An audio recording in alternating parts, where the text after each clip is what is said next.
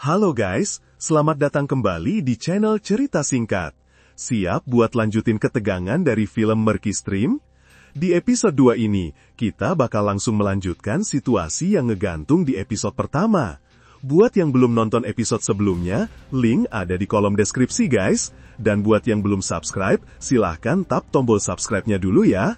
Lalu, tanpa basa-basi lagi, kita masuk ke pertarungan yang langsung pecah. 1 lawan banyak, tapi ini bukan pertarungan seimbang.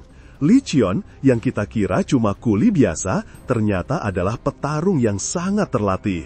Gerakannya cepat, efisien, dan mematikan.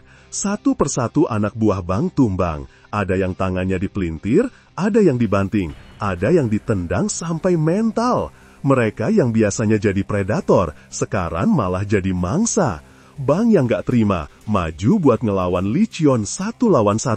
Tapi hasilnya sama aja. Bang yang biasanya kelihatan sangar, di depan Licheon dia gak ada apa-apanya. Dengan mudah, Licheon ngalahin Bang, bahkan sampai nahan dia di tanah dengan posisi yang sangat memalukan.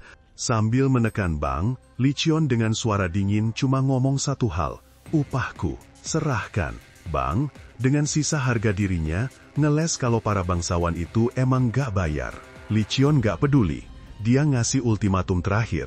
"Kalau aku tahu ini semua bohong, anggap saja kau sudah mati." Setelah ngasih pelajaran ke para preman, Licheon beneran nekat. Dia lari ngejar rombongan wanita bangsawan tadi sampai ke rumahnya. Dia disambut oleh asisten ayah Choi-un. Dia langsung bertanya siapa yang bayar jasa angkut. Disinilah kita kenalan lebih dalam sama Choi-un, si putri pedagang yang cerdas itu. Dia keluar dan dengan tenang ngejelasin kalau semua biaya sudah dibayar lunas di muka. Kebohongan para preman pun terbongkar. Tapi Choi-un gak berhenti di situ. Dia lihat Licheon cuma seorang kuli miskin, jadi dia nawarin segepok kain mewahnya, yang harganya jauh lebih mahal dari upah yang seharusnya dia terima. Tapi Licheon menolak, "Aku tidak butuh sedekahmu. Ini adalah upahku," katanya, menegaskan kalau ini soal hak, bukan belas kasihan. Choi-un, yang terkesan sekaligus kesel dengan sikap Licheon. Di sisi lain, Choi-un menantang Licheon, bilang kalau dia rela melakukan apa saja demi uang. Licheon ngebales dengan kata-kata menusuk, "Coba kau kelaparan selama 3 hari demi 1 takar beras, kau juga akan rela melepas lempang indahmu itu." Situasi memanas sampai Choi-un menantang Licheon untuk membukanya. Akhirnya ayah Choi-un datang dengan tamu misteriusnya, melerai dan mengusir Licheon. Licheon jadinya cuma ngambil secukupnya untuk jatahnya, dan sisanya dia kasih ke para kuli lain yang langsung berebut. Pertemuan pertama mereka ini benar-benar bikin tensi naik. Sementara itu, ada 2 konflik lain yang terjadi secara bersamaan. Pertama, kita dikenalin sama faksi baru, sekelompok orang dari Jurchen yang dipimpin oleh Wang Hai. Mereka punya rencana besar, menguasai sungai Gyeonggang untuk jalur penyelundupan. Mereka butuh partner lokal yang kuat dan serakah. Ia mendekati ayah Choi-un, tapi ditolak. Wang Hai terpaksa harus mencari partner lain. Kedua, di internal geng Mapo sendiri lagi kacau. Kekalahan telak Bang dari seorang kuli jadi aib besar. Yun, tangan kanan Deokgai, marah besar karena Bang dan anak buahnya bukan cuma kalah, tapi juga ketahuan ngantongin uang upah para kuli. Yun pun menggelar sidang disiplin. Bang dan semua anak buahnya yang terlibat dihukum cambuk di pantat, satu persatu. Ini adalah adegan yang brutal, tapi juga nunjukin hierarki di dalam geng. Bahkan Mudeok, si preman tua, juga ikut kena getahnya. Dia, yang merasa lebih senior, mencoba protes, tapi Yun gak peduli. Di depan semua orang, Mudeok dipermalukan. Setelah hukuman itu, Deokgai, si bos besar, manggil Mudeok untuk minum berdua. Ini adalah adegan yang cukup emosional.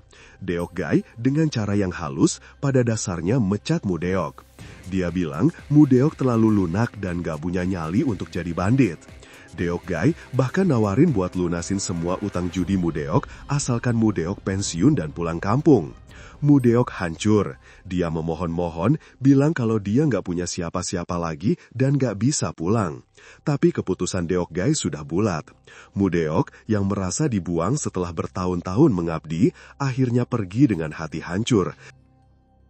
Tapi Mudeok nggak langsung pergi. Dikuasai dendam dan putus asa, dia nyuruh anak buahnya, Walwal, buat nyari tahu tentang Lee Cheon, si kuli yang jadi awal semua masalah ini. Mudeok punya firasat kalau Lee Cheon bukan orang sembarangan.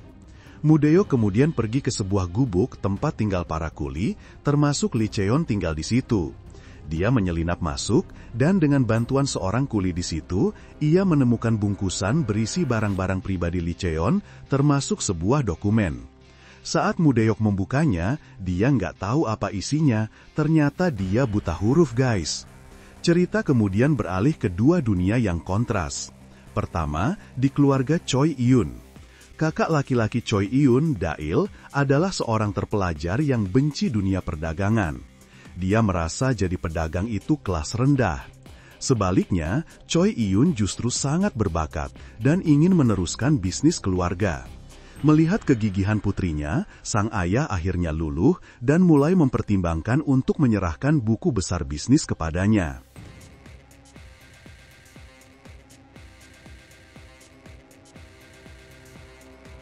Dunia kedua adalah dunia birokrasi. Kita dikenalin sama Jung Chon, seorang perwira militer yang baru diangkat jadi asisten pejabat di biro kepolisian. Dia adalah lulusan terbaik, jujur, dan penuh idealisme. Tapi di hari pertamanya, dia langsung dihadapkan pada kenyataan pahit, sistem yang super korup. Para kapten senior langsung mencoba menyogoknya dan memperingatkannya untuk tidak ikut campur urusan mereka. Jung Chon jelas nggak nyaman, tapi dia masih baru dan belum bisa berbuat apa-apa. Di sisi lain, Choi Un nggak buang waktu. Setelah dapat restu ayahnya dan mendapatkan briefing dari asisten ayahnya, dia langsung datang ke markas preman Mapo untuk bernegosiasi. Dia diperlakukan dengan remeh oleh Yun dan preman lainnya, tapi Choi Un nggak gentar. Untuk membuktikan dirinya, dia menyusul Deok-gai yang saat itu sedang berada di sebuah tempat hiburan. Tanpa ragu menenggak semangkuk arak keras yang disodorkan Deok-gai, membuat semua preman di sana kaget. Dia kemudian dengan tegas menyatakan aturannya. Dia nggak akan bayar pungli atau pajak ilegal apapun. Dia mau bisnis yang adil. Deok-gai yang terkesan dengan nyali Choi Un cuma tertawa dan bilang kalau di dunia ini bandit kadang lebih bisa diandalkan daripada pejabat.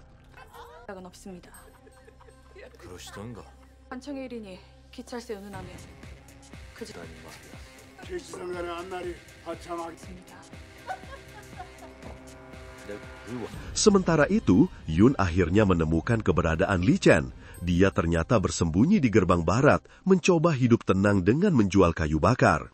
Kabar ini langsung sampai ke telinga Bang yang dendam kesumat. Rumor soal Lee Chen pun mulai menyebar. Ada yang bilang dia adalah pendekar pedang dari Mokpo yang legendaris. Yun yang tahu Lee Chen bukan lawan sembarangan, mengumpulkan semua anggota geng. Seekor harimau pun tak akan menang melawan sekawanan serigala, katanya. Mereka pun bergerak dalam gerombolan besar untuk membalas dendam. Di saat Yon, Bang, dan seluruh pasukan geng Mapo tiba, mereka mengepung Lee Cheon yang sedang sendirian. Situasinya genting, sepertinya pertarungan brutal akan kembali terjadi. Tapi, tiba-tiba terdengar keramaian. Sebuah prosesi arak-arakan pejabat baru melintas. Para preman terpaksa menyingkir. Di atas kuda, dengan gagahnya, duduklah si pejabat baru itu. Dia adalah Jung Chun. Saat konvoi itu lewat, mata Jung Chun terpaku ke sosok Lee Cheon yang menunduk. Waktu seakan berhenti. Semua kebisingan hilang.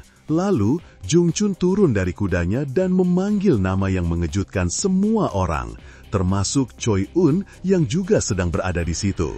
Si Yul, kamu ternyata tidak mati. Lalu langsung memeluk Lee Cheon sambil nangis. Ya guys, nama asli Lee Cheon adalah Jang Siul. Di saat yang sama, kita diperlihatkan isi dokumen yang ditemukan Mudeok di tas Lee Cheon. sebuah surat yang bertuliskan atas nama Jung Chun. Episode 2 berakhir di sini. Gila guys, plot twistnya gokil banget. Siapa sebenarnya Jang Seul dan apa yang sebenarnya terjadi dengannya? Semua akan kita bahas di episode selanjutnya. Oke guys, jangan lupa like, komen, dan subscribe ya. Sampai jumpa di video selanjutnya.